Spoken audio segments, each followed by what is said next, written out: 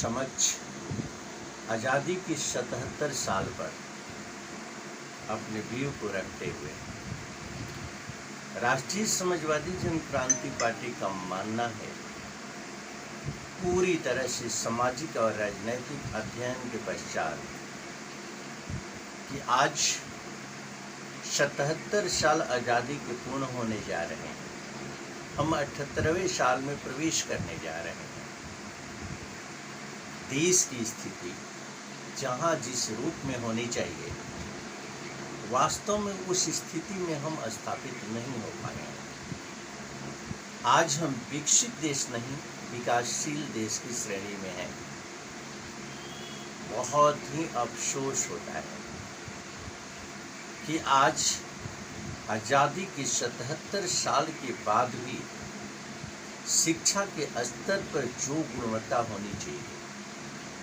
आर्थिक उत्थान की नीतियों पर जो कार्य होनी चाहिए,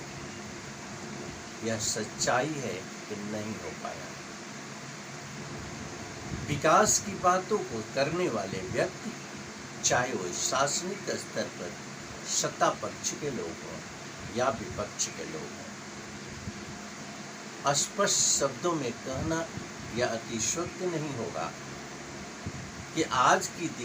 जो देश का विकास होना चाहिए, मानवीय मूल्यों का जो संरक्षण होना चाहिए, व्यक्तित्व समाज के प्रति देश के प्रति जो दायित्व होना चाहिए,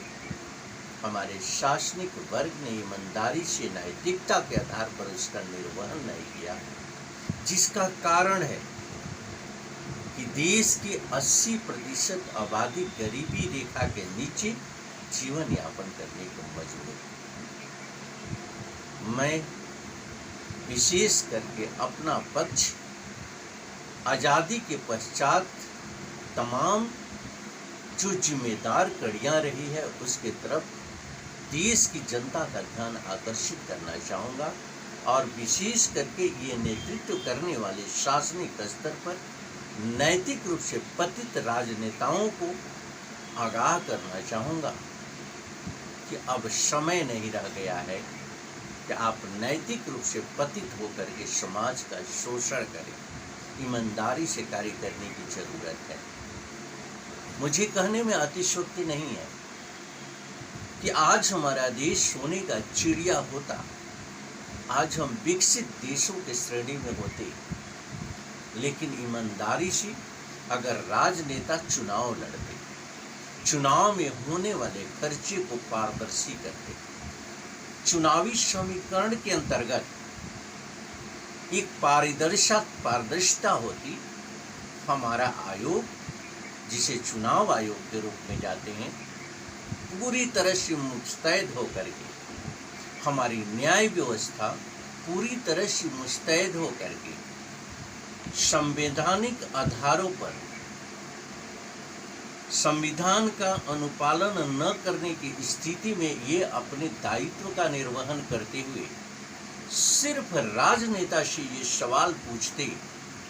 कि आपके चुनाव में होने वाले खर्च कहाँ से आता है और कहाँ आप खर्च करते हो, उस पैसे को देने वाले व्यक्ति के आय के स्रोत क्या है, आप जिस पैसे को खर्च करते हो कहाँ खर्च करते हो, ये अगर पारदर्शी तरीके से सिर्फ बता देते तो मुझे लगता है कि प्रबल राजनैतिक पहल होती और एक बेहतरीन शासनिक व्यवस्था होती। और शासनिक व्यवस्था अगर बेहतर हो जाती तो यह सवाल पूछने के लिए स्टैंड कर जाते ये कि प्रशासनिक स्तर पर अगर संविधान और कानून का अनुपालन नहीं हो रहा है, कार्यों का दुरुपयोग हो रहा है, तो क्यों हो रहा है। ये सवाल बहुत ही मजबूती से पूछते और जवाब देना पड़ता ब्यूरोक्रेट का। और जब शासन और प्रशासन हमारा बेहतर हो जाता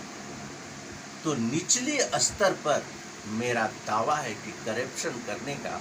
किसी के अंदर हिम्मत नहीं होती। जो योजनाएं बनती पूरी तरह से पारदर्शी होती, भ्रष्टाचार पर 95% नियंत्रण होता, शिक्षा के क्षेत्र में गुणवत्ता होती, आर्थिक उत्थान की नीतियों पर पहल होती, आज हमारा देश सोने का चिड़िया होता और विकसित देशों में स्थापित होता। यह कहने में हमें कहीं से गुरेज नहीं है। बहुत ही इंतजार के बाद जिस समय एंटी करप्शन आंदोलन चला, इंडिया अगेंस्ट करप्शन जो आंदोलन चला था, जिसका नेतृत्व माननीय अन्ना हजारे जी ने किया था, हम लोगों की एक उम्मीद की किरण थी कि उस आंदोलन से देश के अंदर एक बहुत ही बेहतरीन वातावरण क्रिएट होगा, जो कि भ्रष्टाचार पर नियंत्रण करने के लिए उपयुक्त होगा। हम सभी का समर्पण उस आंदोलन के प्रति था, इस दृष्टिकोण से कि भ्रष्टाचार के विरोध उठ रही आवाज एक आंदोलन के रूप में, एक भव्य बिल्डिंग के रूप में स्थापित होगी और उस बिल्डिंग की नींव की ईंट भी बनना हो हमें तो कोई गुरेज नहीं है। इसी धारणा को लेकर के हम लोग राजनैतिक सोच को स्थापित किए और राजनैतिक सोच के अंतर्गत हम लोगों ने उस सामाजिक संगठन को प्रबलता देने के लिए राजनैतिक स्तर पर स्थापित हुए। और हमारी पार्टी का उद्देश्य, जबकि देश के अंदर मैंने देखा बहुत ही नज़दीक से कि कोई ऐसी राजनीतिक दल नहीं है